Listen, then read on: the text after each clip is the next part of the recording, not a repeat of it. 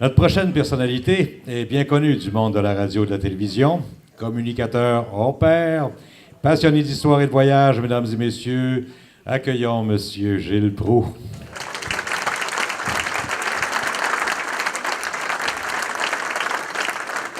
Chers amis, très heureux et impressionné d'être dans votre petit patelin qui remonte à la Nouvelle-France, dont j'ai à peine découvert tout à l'heure, après mes 75 années passées sur cette terre de la Nouvelle-France, quelques coins qui sont encore vivants pour rappeler notre histoire et nos racines.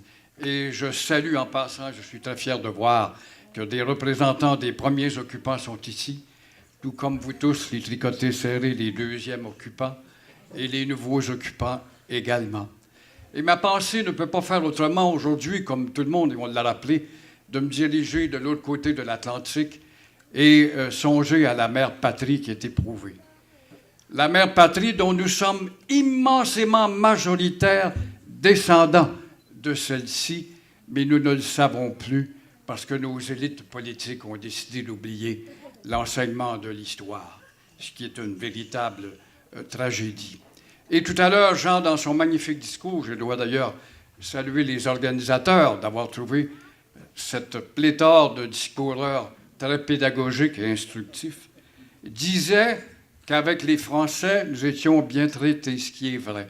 Nous n'avons pas tenu ici 200 ans de temps, les Québécois ou les Français descendants, sans les alliances avec les Amérindiens, toutes les nations, à une exception ou deux près.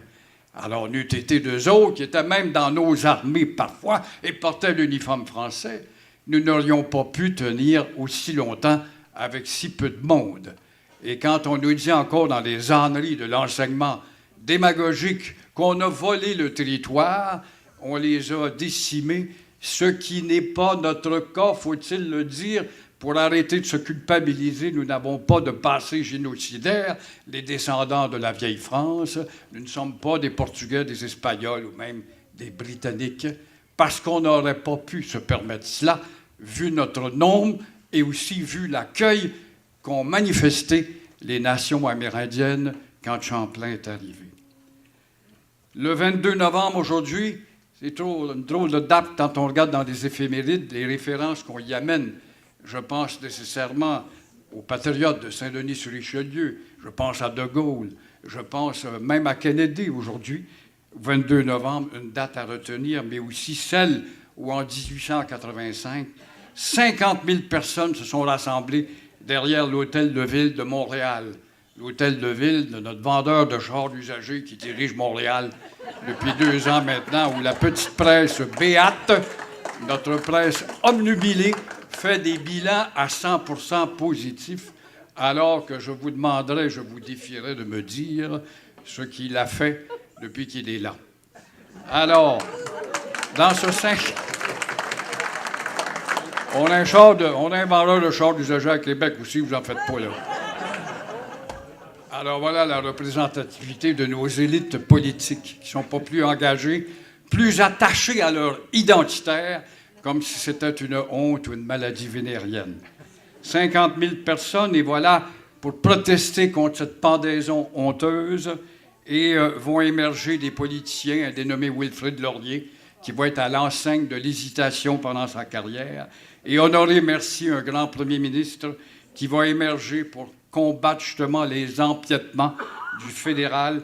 Et cette pendaison aura été la première gifle, mais pas la dernière, en pleine figure des Québécois ou des Canadiens francophones dans ce temps-là, ou français. Il ne faut plus dire français, vous avez vu Mélanie Joly, cette belle fille qui porte bien son nom de famille. Les langues francophones, puis la langue francophone par-ci, puis la langue francophone par-là, comme disait Gilles tout à l'heure, ça augure bien. Alors, ça a été la première, mais pas la dernière des gifles que nous allons recevoir de la part de Johnny MacDonald et ses descendants. Et à la suite, ce sera toute une série d'empiètements du fédéral dans la colonie du Québec qu'il faut rapetisser. C'est l'objectif de rapetisser le Québec pour le rendre dans l'insignifiance, pour plus qu'il n'ait droit au chapitre dans le débat constitutionnel, comme c'est le cas depuis maintenant 1 an et demi, où il ne faut pas parler de constitution. Et à la veille de sa mort, faut-il le dire quand même, Georges-Étienne Cartier, on est très tiraillés sur lui, il était à Saint-Denis. Après ça, il s'est affilié à ces gens qui ont articulé une nouvelle confédération, qui n'est qu'une fédération, avait quand même dit, avant de mourir, à des journalistes, méfiez-vous de Johnny MacDonald. Il n'aime pas les Canadiens français. Le message n'a pas passé plus qu'il ne le fallait. Et aujourd'hui, on nous aime dans la docilité. On nous aime rampant. On nous aime justement dans l'ignorance de notre culture, de nos références historiques et politiques, grâce souvent à nos élites en place, nos élites qui refusent de nous enseigner l'histoire. Et je profite de ce petit moment, puisque je n'ai que 5 minutes, et j'ai 4 minutes de fête, pas pire, hein? C'est parce que je travaille à la radio. Il faut apprendre à dire en 30 secondes ce qu'on a entendu pendant 1 heure. Et je profite de cette occasion pour dire à nos élites politiques, dont Pierre Carl, qui, en tout cas, sont au courant de cet événement, s'il n'est pas ici, d'assumer son rôle de chef de l'opposition, de convaincre les 2 autres partis, dont un est nationaliste tout court, et l'autre est supposé d'être souverainiste et ne démontre jamais, de faire le combat pour ramener l'enseignement de l'histoire du Québec dans nos programmes scolaires. Merci beaucoup.